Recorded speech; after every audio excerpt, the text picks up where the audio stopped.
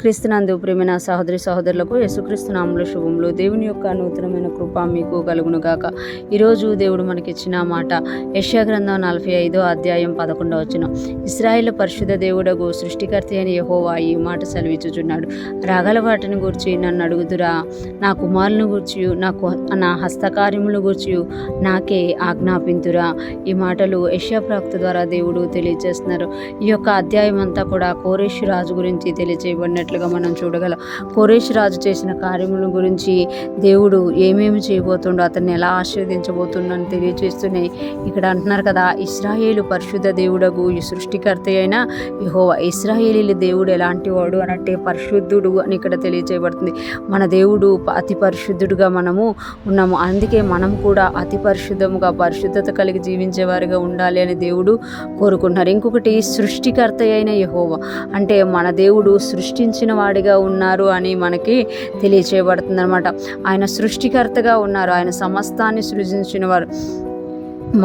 మాటలు చెప్పిన దేవుడు కాదనమాట, మాటతోనే సృష్టిని చేసిన దేవుడుగా మన దేవుడు ఉన్నారు. ఆయన ఇలాగ సెలవిస్తున్నారంట. ఏమని అంటే, రాగల వాటిని గూర్చి నన్ను అడుగుదురా, రాగల వాటిని గూర్చి నన్ను అడుగుదురా. ఏదైతే రాబోచున్నదో దాని గురించి మీరు నన్ను అడుగుతారా అని ఇక్కడ అడుగుతున్నారన్నమాట. రాగల వాటిని గూర్చి నన్ను అడుగుదురా, అలాగైతే నేను మీకు తెలియచేస్తాను. మీరు దేని గురించి అడిగినా కూడా, అంటే భవిష్యత్తు గురించిలో పిల్లల గురించి అడిగినా, మీకు ఏ విషయంలో డౌట్ ఉన్నా దాని గురించి అడిగితే నేను వాటిని తెలియచేస్తాను అంటున్నారు. ఇంకొకటి, నా కుమారులను గూర్చి నా హస్తకార్యముల గూర్చి నాకే ఆజ్ఞాపించురా. అంటే నేను చేసుకున్న నా పిల్లల గురించి, నేను చేసిన ఈ సృష్టిని గురించి నాకు ఆజ్ఞాపిస్తారా, అంటే నాకే మీరు ఎదురు తిరుగుతారా అని ఇక్కడ దేవుడు తెలియచేస్తున్నారన్నమాట. దేవుడు, మన దేవుడు ఎంత గొప్ప దేవుడు అని అంటే, ఆయన పరిశుద్ధుడు, సృష్టికర్త అయి ఉన్నాడు. అదే దేవుడు మళ్ళీ ఏమంటున్నారంటే, మీకు ఏది డౌట్ ఉంటే అడగండి అని తెలియచేస్తున్నారు.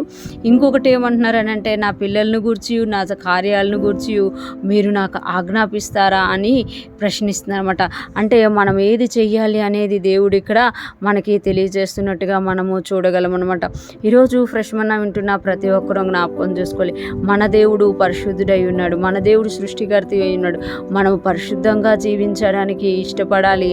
అదే టైంలో మనకి ఏది కావాలో దేవుని యొద్ద నుండి మనం అడిగి పొందుకునేవారుగా ఉండాలి. ఆయన సృష్టించే దేవుడే కాదు, నీకు ముందు తెలియచేసే దేవుడుగా కూడా ఉన్నామట. రాగల వాటిని గురించి నన్ను అడగండి అంటున్నామట. ఎప్పుడైతే మనము రేపు ఏం జరగబోతుందో అడిగినప్పుడు దేవుని తెలియజేస్తారు. అదే సమయంలో ఆయన అంటున్నారు కదా, నా పిల్లల గురించి, నా కార్యాల గురించి నాకే మీరు ఆజ్ఞాపిస్తున్నారా, అంటే నా మీద తిరుగుబాటు చేస్తున్నారా? అలాగ చెయ్యొద్దు, నేను సృష్టికర్తని, నేను ఏదైనా చేయగల దేవుడిని అని దేవుడు తెలియచేస్తున్నారు. ఈరోజు ఫ్రెష్ మన్నా వింటున్న ప్రతి ఒక్కరూ కూడా మన దేవుని గొప్పతనాన్ని ఎరిగిన వారంగా, ఆయన వైపు చూస్తూ ముందుకు సాగిపోయే వారంగా ఉందుముగాక. దేవుని కృప మనందరికీ తోడై ఉండి నడిపించునుగాక. ఆమేన్. Praise the lord.